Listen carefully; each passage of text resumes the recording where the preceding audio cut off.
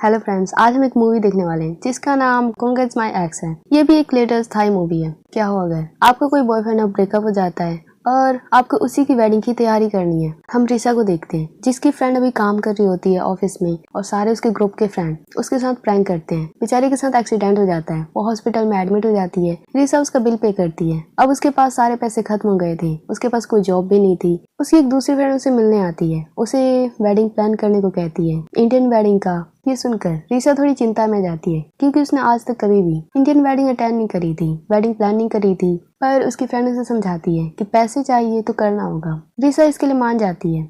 या हम ये भी देखते हैं कि जब भी रिसा किसी कपल को साथ में देखती है, नजदीकी रोमांस करते हुए देखती है, उसे उल्टी आने लगती है। और ये तब से हो रहा है जब से उसका ब्रेकअप हुआ है। अब वो वेडिंग प्लान कर रही होती है, उसकी फ्रेंड उसे वेडिंग के कपल की फोटो दिखाती है। ये देखकर रिसा बिल्कुल चौंक जाती है क्योंकि ये उसका एक्स बॉयफ्रेंड की वेडिंग थी। ये देखते ही वो बिल्कुल चक्कर खाने लगती है। वो बार बार मना करते कि नहीं, मैं नहीं करने वाली ये वेडिंग प्लानिंग। पर उसके फ्रेंड और उसके ग्रुप के लोग सबको पैसे की जरूरत थी तो वे मान जाते हैं क्योंकि उसके एक्स बॉयफ्रेंड का नाम अरुण है और उसकी नई फियोंसी का नाम मोनिका है। रिसा बहुत ही जेलस है। अब वो सोचती है कि चलो पैसे के लिए सही, लेकिन मुझे काम तो करना होगा और साथ के साथ मैं अपने एक्स बॉयफ्रेंड पे नजर भी रख पाऊंगी। अब जब वो रात को सोती है, वो देखती है कि वो अरुण के साथ है, उसके साथ रोमांस कर रही है। वो वेडिंग ड्रेस में है, ऐसा लग रहा है कि वो उसके साथ वेडिंग करने जा रही है। तभी उसकी नई फियोंसी मोनिका उसके सामने आती है। बेचारी रिसा को मारने लगती है। अरुण उन सबको रोकने की कोशिश करता है। रिसा बिल्कुल डर जाती है। वो बार बार मोनिका को रोकने की कोशिश करती है, तभी वो चिल्लाते हुए जाग जाती है।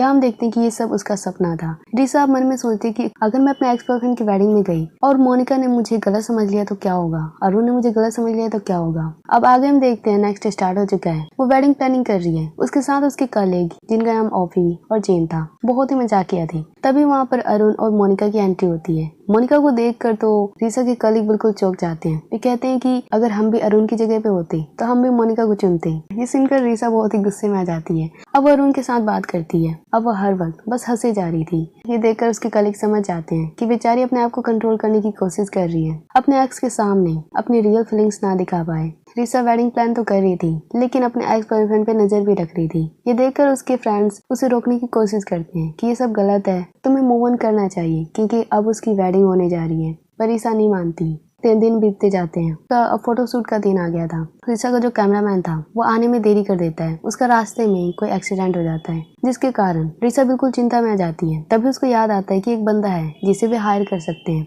अब हम देखते हैं टिम नाम के बंदे को, जिसको हमने एफर्ट थाईलैंड में भी देखा था। टिम एक ऐसा बंदा था जिसे जो भी जॉब मिल जाए, जो कुछ भी मिल जाए काम करने को, वो कर देता है। अभी वो एक मैजिशियन बना हुआ था। अब रिसा उसके पास जाती है, बार बार मनाने लगती है। यहाँ हमें पता चलता है कि रिसा और टिम ने पहले भी डेट कर रखा है और रिसा ने टिम का प्यार ठुकरा दिया था, जिसके कारण टिम गुस्से में था। वो उसे बार बार अवॉइड करता है, पर रिसा उसे मनाने की कोशिश करती है और कहती है कि कुछ ही बस 2-3 दिनों की बात है, बस कैमरे का काम करना है और कुछ नहीं करना। टिम अभी तो मना कर देता है। रिसा वेडिंग हॉल में थी, बहुत ही चिंता में थी। जैसे फोटोशूट का टाइम आता है वो बहुत ही घबरा जाती है। तभी हम देखते हैं टिम वहाँ पर आ जाता है। ये देखकर रिसा बहुत ही खुश होती है। अब टिम सारी फोटोशूट करता है। कुछ देर में मोनिका और अरुण की पूरी फैमिली वहाँ पर आती है। मोनिका और अरुण साथ में कई बार पास भी आते हैं। ये सब देखकर रिसा की प्रॉब्लम स्टार्ट हो जाती है। उसे उल्टी जैसा मन करता है, वो बाहर चली जाती है। टिम उसे रोकता है और पूछता है कि ये बताओ, क्या ये तुम्हारी एक्स की वेडिंग है? रिसा कहती है तुम्हें किसने बताया? टिम कहता है तुम्हारी कलीग ने। ये सुनकर रिसा को बहुत ही गुस्सा आता है,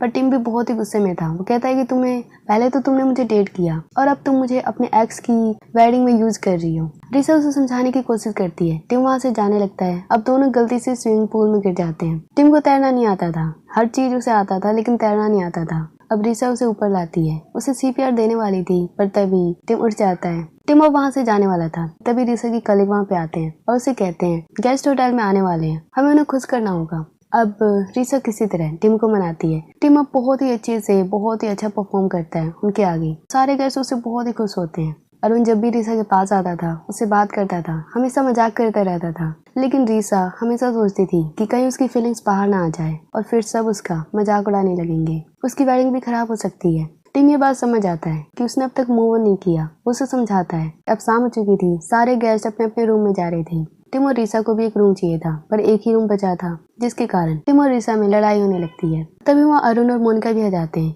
रिसा भी एटीट्यूड में टिम को अपना बॉयफ्रेंड बताती है और कहती है ठीक है, हम दोनों एक ही रूम में सो सकते हैं। अरुण सोचने लगता है कि शायद टिम और रिसा शायद डेट कर रहे हैं। वो भी शायद जेलस हो रहा था। पर रीसा और टिम तो रिलेशनशिप में आने का नाटक कर रहे थे। टिम अपने रूम में थे, एक ही रूम में थे। टिम सोफे पे सोया था और रीसा बेड पे। टिम कमरे में था तो रीसा अच्छे से सो नहीं पा रही थी। वो अनकंफर्टेबल फील कर रही थी।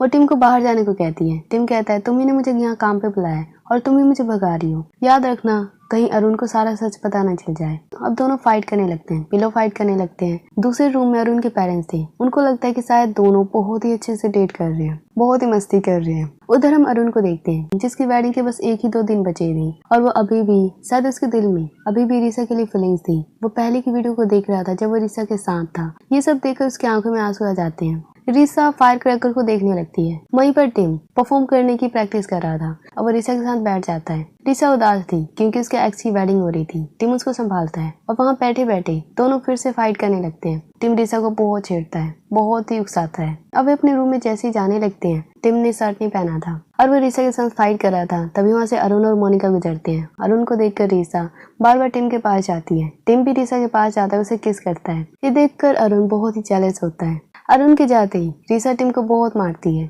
हम देखते हैं कि हल्दी का दिन था, फोटो शूट चल रहा था। टिम सबकी फोटो खींचता है, वो साथ में रीसा की भी खींचता है। वो अभी भी रीसा से प्यार करता था, बस बोल नहीं पा रहा था क्योंकि वो जानता है कि रीसा फिर से उसका प्यार ठुकरा देगी। रीसा बहुत ही परेशान थी। वो अकेले बीच के पास जाने लगती है। वहीं पर अरुण के फादर आते हैं, वो उससे बात करते हैं। वो कहते हैं कि शायद मुझे लगता है तुम बहुत ही कंफ्यूज हो अपने प्यार को चूज करने में, लेकिन जब तुम किसी से सच्चा प्यार करोगी तो तुम्हारी दिल की आवाज खुद ही बता देगी कि तुम किसके साथ रहना चाहती हो, तुम्हारा दिल किसको चाहता है। रीसा अब सोचती है कि वो पल कब आएगा। आगे हम देखते हैं संगीत का टाइम था। सब म्यूजिक पार्टी कर रहे थे, डांस कर रहे थे। तभी अरुण के फादर को हार्ट अटैक आ जाता है। वहाँ पर टिम आकर उनको CPR देता है। उनको होश आ जाता है। सब टिम को थैंक्स कहते हैं। टिम और रीसा अब अकेले में बैठते हैं, वे बातें करते हैं। रीसा भी टिम को थैंक्स कहती है। तभी होटल में जितनी भी लाइट थी सारी कट जाती है। अब रीसा की रिस्पॉन्सिबिलिटी थी कि मेहमान को खुश करे। वो सारे मेहमान को एक एक टॉर्च देती है। लास्ट में बारी अरुण की आती है। अरुण उसे अपने रूम में लाता है।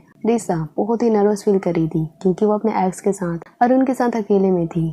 अरुण उसे अपने दिल की बात बोलता है। वो कहता है कि वो अभी तक उसे भुला नहीं पाया, वो अब भी उसे प्यार करता है और वो चाहता है कि वो वेडिंग वो उसी के साथ करे, यानी वो रीसा के साथ वेडिंग करना चाहता है। रीसा कुछ भी बोल नहीं पाती है, वो बस सुने जा रही थी। अब अरुण उसे किस करने वाला था पर वो रुक जाता है। तभी लाइट आ जाती है और हम देखते हैं अरुण की फियोंसी मोनिका ये सारी बातें सुन लेती है। वो ये देख रही थी, अब वो बहुत ही गुस्से में थी। वो होटल से बाहर चली जाती है। अरुण उसके पीछे जाता है और अरुण के पीछे रीसा जाती है। रीसा के पीछे टिम जाता है। मेहमान सोचने लगते हैं कि आखिर इनके बीच क्या चल रहा है। मोनिका कार में थी, बहुत ही स्पीड में चला रही थी और कार के ऊपर अरुण था जो उसे रोकने की कोशिश कर रहा था। कार के पीछे वाले डोर से रीसा लटकी हुई थी और उसके पीछे टिम स्कूटी में था। सब मोनिका को रोक रहे थे पर मोनिका नहीं रुकती। तभी वो जोर से ब्रेक लगाती है और अरुण जोर से गिरता है। वो बेहोश हो जाता है। अब मोनिका रोते हुए उसे जगाती है और अरुण को होश आ जाता है। उठते ही वो मोनिका से बार बार माफी मांगता है पर मोनिका उसकी एक भी नहीं सुनती। मोनिका कहती है, मैं शुरुआत से ही जानती थी कि रीसा तुम्हारी एक्स है।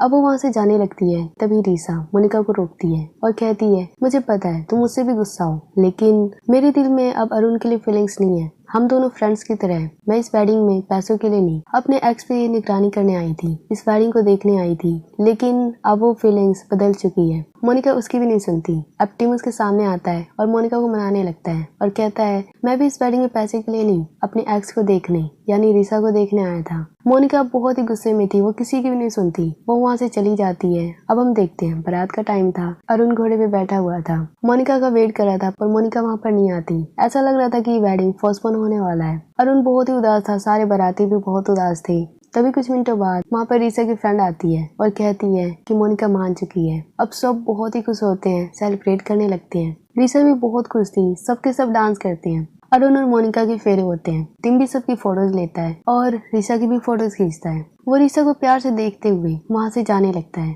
रीसा टिम को ढूंढने लगती है पर टिम कहीं पर भी नहीं था। तभी वो अपना मैसेज चेक करती है जिसमें वॉइस मैसेज था। टिम उसे कह रहा था कि उसका काम हो चुका है, तो वो वहाँ से जा रहा है और उसे उम्मीद है कि उसे उसका लाइफ पार्टनर जरूर मिलेगा। ये सुनकर रीसा की आंखों में आंसू आ जाते हैं। उसे अब डर लग रहा था कि कहीं वो टिम को भी खो ना दे।